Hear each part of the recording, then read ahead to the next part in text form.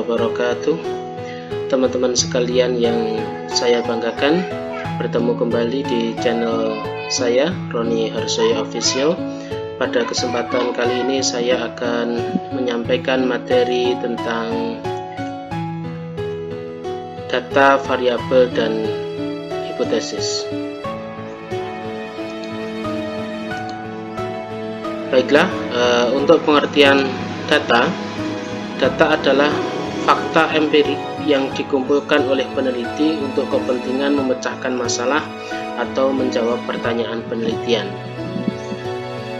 Syarat data yang baik itu yang pertama adalah objektif, kemudian yang kedua adalah representatif,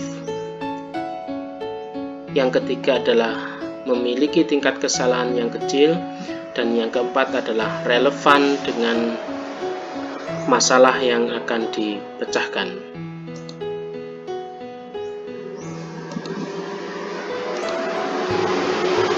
Untuk sumber data,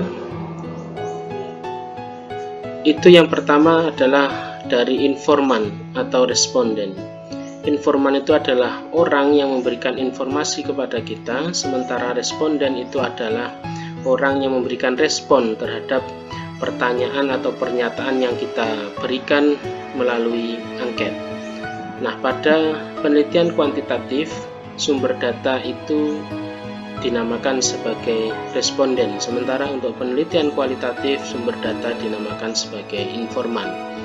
Sumber data yang kedua adalah peristiwa atau aktivitas. Segala peristiwa atau aktivitas yang relevan dengan masalah yang kita angkat itu bisa menjadi sumber data. Yang ketiga adalah lokasi atau tempat. Yang terakhir adalah dokumen atau arsip.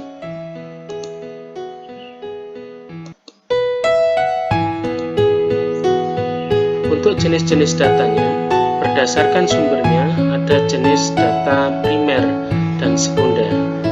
Data primer itu berasal dari sumber data primer, sementara sekunder itu berasal dari sumber data sekunder, yaitu dokumen atau arsip atau foto yang kita butuhkan. Berdasarkan sifat, ada data kualitatif, data yang berbentuk kata-kata dan diperoleh dari wawancara, observasi, analisis dokumen, foto, atau rekaman, dan lain-lain. Yang kedua, yaitu adalah data kuantitatif atau data berbentuk angka. Nah, inilah yang akan kita bahas lebih dalam lagi terkait dengan data kuantitatif.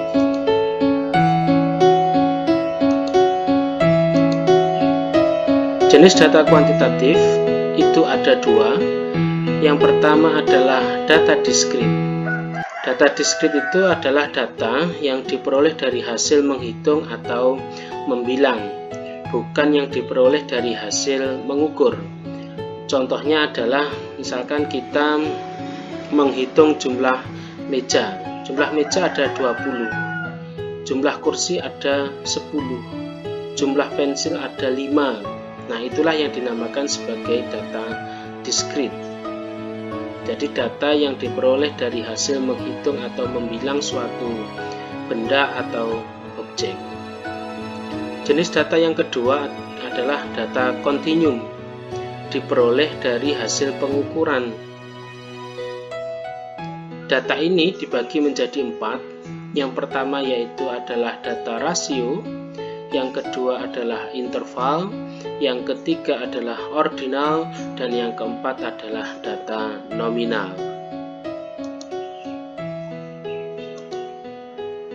Untuk yang pertama, data rasio. Data ini memiliki jarak antar nilai yang pasti atau sama, dan memiliki nilai nol mutlak atau absolut, yang mana tidak dimiliki oleh jenis data yang lainnya. Contoh data ini adalah berat badan, panjang benda, jumlah satuan benda, dan lain sebagainya. Coba perhatikan garis yang sudah saya buat di situ, menunjukkan angka 1 sampai dengan 12. Dari angka 1 sampai 12 memiliki jarak yang sama, 1 ke 2, 2 ke 3, 3 dan ke 4, dan seterusnya. Data rasio ini memiliki nilai mutlak atau absolut. Artinya apa? Misalkan berat badan si A adalah 12 kilo, berat badan si B adalah 10 kilo. Maka berat badan si A itu 2 kilo lebih berat daripada berat badan si B. Si C yang memiliki nilai berat badan 0 itu dia tidak memiliki berat badan sama sekali. 0 berarti kosong. Nah, inilah yang dimaksud dengan nilai mutlak atau absolut. Dan yang kedua adalah data interval. Data ini memiliki jarak antar nilai yang pasti atau sama, namun tidak memiliki nilai 0 mutlak atau absolut. Contoh data ini adalah misalkan skala termometer atau nilai matematika. Coba diperhatikan. Jarak antara negatif 2 ke negatif 1 dengan negatif 1 ke 0 memiliki jarak yang sama. Demikian juga sampai dengan nomor 9. Akan tetapi pada data ini 0 itu tidak memiliki nilai 0 mutlak atau absolut. Artinya apa? Misalkan skala termometer 0 derajat itu tidak berarti bahwa dia tidak memiliki suhu sama sekali. Akan tetapi 0 derajat itu adalah suhu dari sesuatu itu. Nilai matematika juga demikian. Misalkan si A memiliki nilai matematika adalah 10, si B adalah 8. Jika si C memiliki nilai 0, bukan berarti dia adalah kosong, akan tapi dia memiliki kemampuan yang masih nilainya adalah 0. Itulah yang dimaksud dengan tidak memiliki nilai 0 mutlak atau absolut. Dan yang ketiga adalah data ordinal. Ini data yang tidak memiliki jarak antar nilai yang pasti atau sama dan hasil dari kuantifikasi data kualitatif. Contohnya adalah ranking, skala sikap individu. Seperti yang saya contohkan tersebut adalah nilai, hasil belajar, dan juga ranking yang dicapai. Kita lihat, ranking 1 nilainya 100, ranking 2 nilainya 95, dan ranking 3 nilainya 75. Kalau kita perhatikan antara 100 dengan 95, 95 dengan 75, maka dia memiliki jarak antar nilai yang tidak sama, berbeda. Akan tetapi rankingnya memulai jarak yang sama, ranking 1, ranking 2, ranking 3. Inilah data ordinal. Skala sikap individu juga demikian.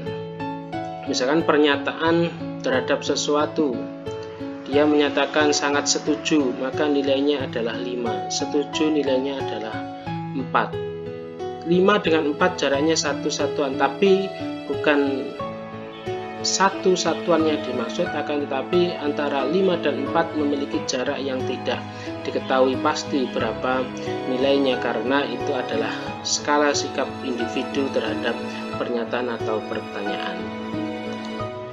Dan data yang terakhir adalah data nominal. Data nominal adalah data yang tidak ada asumsi tentang jarak dan urutan antar kategori atau tidak mempunyai variasi sama sekali. Contohnya misalkan 1 itu adalah laki-laki, 2 itu adalah perempuan. Ya sudah, itu saja. Kemudian tahun lahir 1980, 2010 misalkan. Atau 1 tentang jenis pekerjaan. 1 adalah PNS, 2 adalah Polri, 3 TNI, 4 petani, dan lain sebagainya. Nah, ini data yang tidak memiliki variasi sama sekali. Dan yang terakhir, kenapa kita harus mengetahui terlebih dahulu jenis-jenis data untuk penelitian kuantitatif ini? Karena pengetahuan terhadap jenis-jenis data itu akan menentukan metode pengumpulan data yang akan kita gunakan dan juga teknik analisis yang akan kita gunakan untuk menguji hipotesis penelitian yang sudah kita tentukan. Bisa kita lihat pada tabel yang sudah saya buat. Macam datanya misalkan adalah nominal. Bentuk hipotesisnya bisa deskriptif, bisa komparatif, 2 sampel atau lebih dari 2 sampel, atau asosiatif. Macam data nominal ini, maka ada teknik analisis yang harus digunakan menyesuaikan dengan jenis datanya. Jika dia adalah deskriptif, satu variabel atau satu sampel, maka dia teknik analisisnya menggunakan binominal atau X kuadrat satu sampel. Jika dia komparatif, maka bisa menggunakan McNemar, bisa menggunakan Fisher exact probability. Misalkan dia komparatif lebih dari 2 sampel, bisa menggunakan Cochrane. Asosiatif menggunakan kontingensi atau koefisien C. Data ordinal juga demikian, ada teknik sendiri. Interval rasio juga demikian, ada teknik analisis data tersendiri yang menyesuaikan dengan jenis datanya. Maka inilah signifikansi teman-teman sekalian semua harus mengetahui jenis-jenis data apa yang akan digunakan untuk menjawab pertanyaan masalahnya.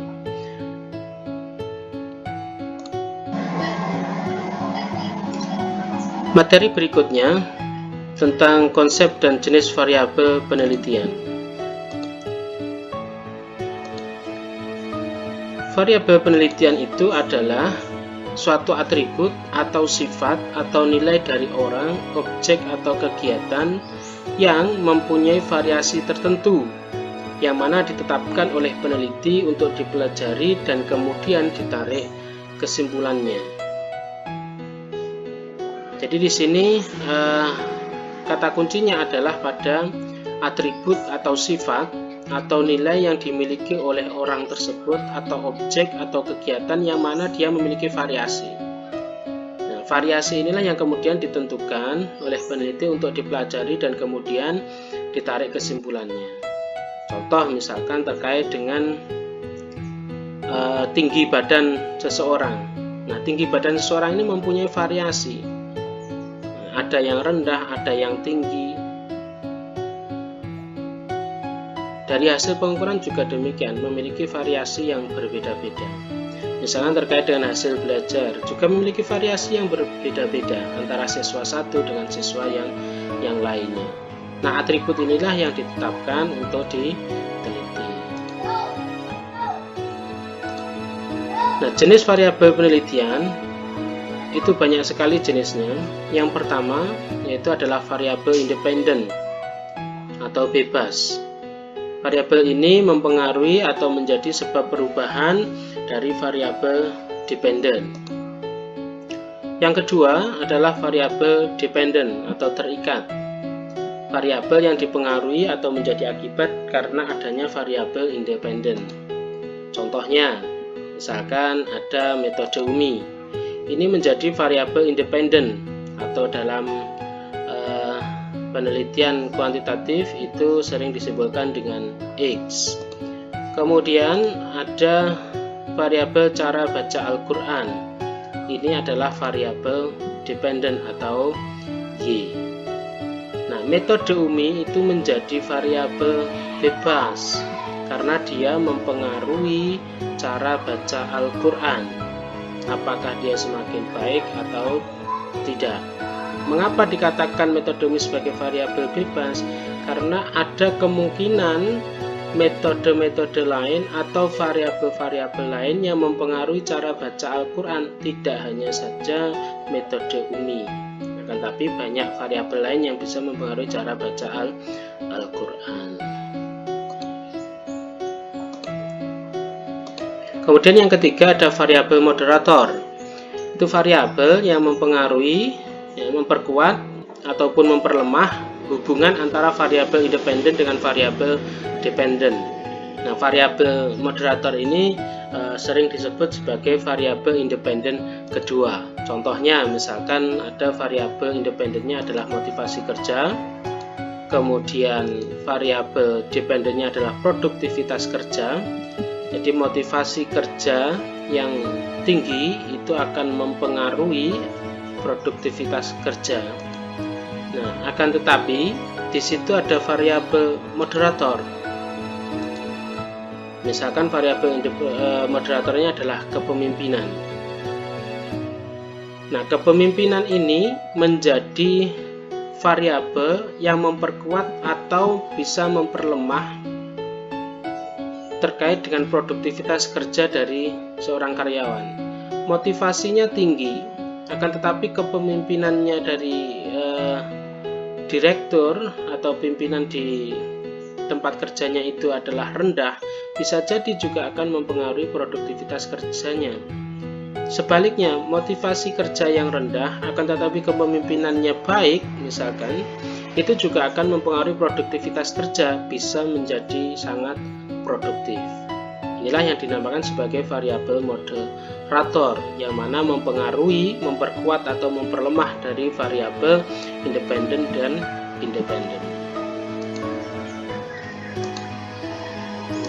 Kemudian yang keempat adalah variabel intervening. Ini variabel yang mempengaruhi hubungan antara independen dengan dependen menjadi hubungan yang tidak langsung dan tidak dapat diamati dan diukur. Variabel ini penyela sehingga variabel independen tidak langsung mempengaruhi berubahnya atau timbulnya variabel dependen. Contoh, penghasilan menjadi variabel independen. Nah, ini mempengaruhi harapan hidup seseorang, apakah dia berumur panjang atau tidak. Nah, kemudian ada variabel moderator, yang mana budaya lingkungan itu menjadi faktor yang memperkuat atau memperlemah antara variabel independen dan dependen. Nah, akan tetapi hubungan antara independen dan dependen itu ada variabel intervening, yaitu gaya hidup, yang mana ini menjadi penyela yang secara tidak langsung mempengaruhi hubungan antara variabel independen dengan variabel dependen. Jadi budaya lingkungan yang ada di sekitarnya itu akan mempengaruhi terhadap gaya hidup seseorang. Ya, misalkan budaya lingkungannya adalah sering makan-makan, nah itu tentunya akan mempengaruhi gaya hidup seseorang menjadi lebih boros. Nah, penghasilan yang tinggi, ya ketika gaya hidupnya boros, belum tentu penghasilan yang tinggi akan lebih memperpanjang umur seseorang. Karena boros itu tadi, makannya tidak diatur dan seterusnya, maka bisa jadi harapan hidup seseorang itu akan lebih pendek umurnya daripada yang berpenghasilan rendah. Nah, inilah variabel penyela, ya, gaya hidup menjadi variabel penyela antara hubungan penghasilan dengan harapan hidup. Kemudian yang terakhir adalah variabel kontrol. Ini variabel yang dikendalikan atau dibuat konstan, tetap, sehingga pengaruh variabel independen terhadap dependen tidak dipengaruhi oleh faktor luar yang tidak diteliti. Nah, variabel ini sering digunakan untuk melakukan penelitian yang bersifat komparasi atau membandingkan. Misalkan kita ingin mengetahui bagaimana kemampuan mengetik antara siswa yang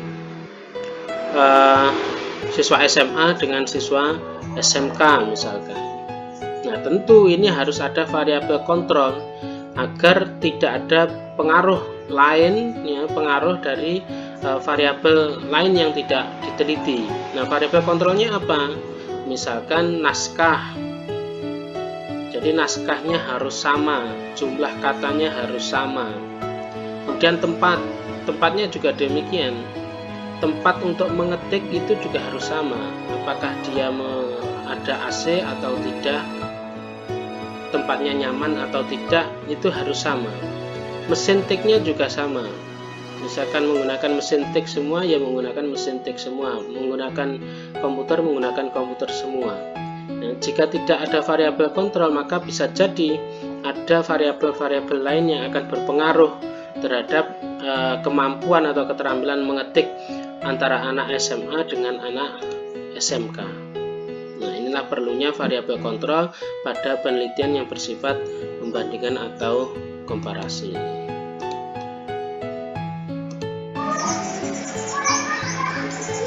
Teman-teman sekalian yang saya banggakan, untuk materi terakhir pada pertemuan kita kali ini adalah hipotesis penelitian. Apa itu hipotesis penelitian?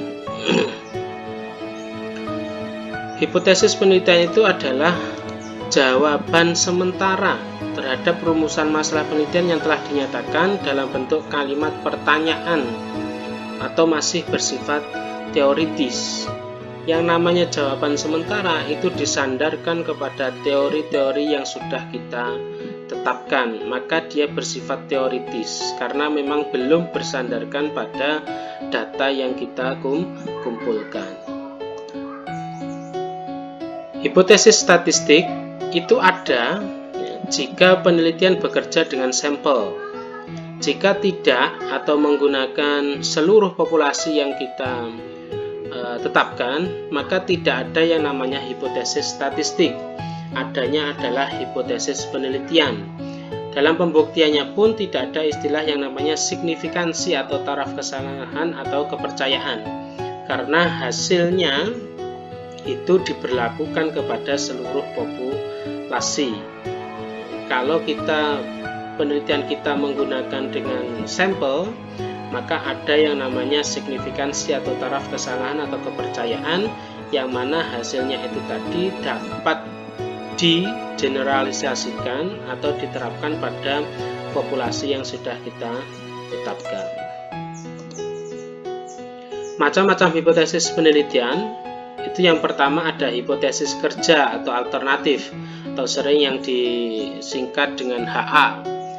Contohnya misalkan ada pengaruh yang signifikan antara metode tilawati dengan teknik klasikal terhadap cara baca Al-Quran mahasiswa angkatan 29 Pesantren Al-Quran Nurul Falah, Surabaya.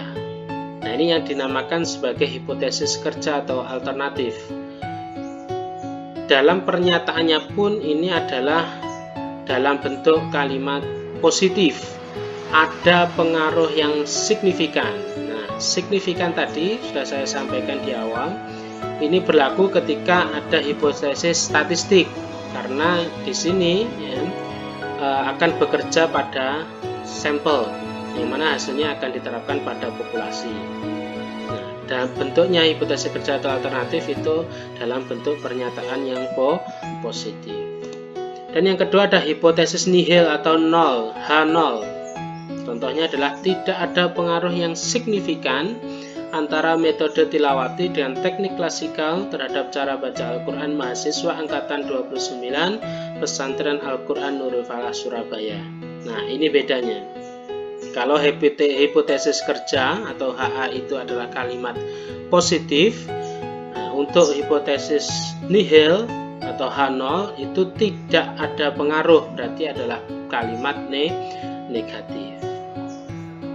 Nah, yang akan dibuktikan pada uji statistik nanti adalah hipotesis kerjanya atau HA-nya, karena ada alternatif, bisa jadi ada pengaruh, bisa jadi tidak ada pengaruh. Kalau H0 itu sudah mutlak tidak ada pengaruhnya, maka ketika nanti HA-nya diterima maka dia ada pengaruh.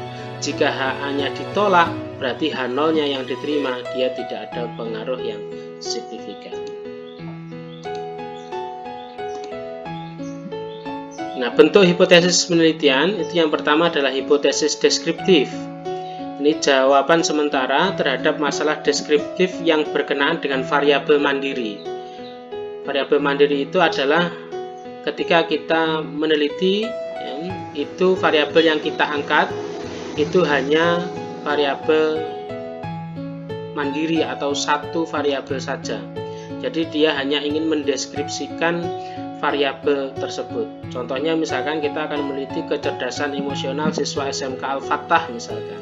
Maka H0-nya itu adalah nilai kecerdasan emosional siswa SMK Al-Fatah itu sama dengan 65. Ini mutlak H0-nya sudah sama dengan 65. HA-nya nilai kecerdasan emosional siswa SMK Al-Fatah itu tidak sama dengan, tidak sama dengan 65. Berarti bisa jadi lebih rendah 65 atau bisa lebih tinggi dari 65. Inilah yang dinamakan hipotesis deskriptif, untuk mendeskripsikan satu variabel saja. Kemudian hipotesis komparatif, jawaban sementara terhadap masalah komparatif. Variabelnya sama, populasi atau sampelnya berbeda. Misalkan, tidak terdapat perbedaan kecerdasan emosional yang signifikan antara siswa SMK Al-Fatah dengan SMK Al-Kautsar. HA-nya, terdapat perbedaan kecerdasan emosional yang signifikan antara siswa SMK Al-Fatah dengan SMK Al-Kautsar. Ini contoh dari hipotesis komparatif. Kemudian bentuk yang ketiga adalah hipotesis asosiatif. Jawaban sementara terhadap rumusan masalah asosiatif yang menyatakan hubungan antara dua variabel atau lebih. Contohnya misalkan, tidak terdapat hubungan yang signifikan antara kecerdasan emosional dengan prestasi belajar siswa SMK Al-Fatah. Ini H0-nya. Kemudian hipotesis alternatifnya, HA-nya, terdapat hubungan yang signifikan antara kecerdasan emosional dengan prestasi belajar siswa SMK Al-Fatah. Itulah teman-teman sekalian untuk materi pertemuan kita pada kesempatan kali ini, data, variabel, dan juga hipotesis penelitian. Semoga bermanfaat. Terima kasih. Assalamualaikum warahmatullahi wabarakatuh.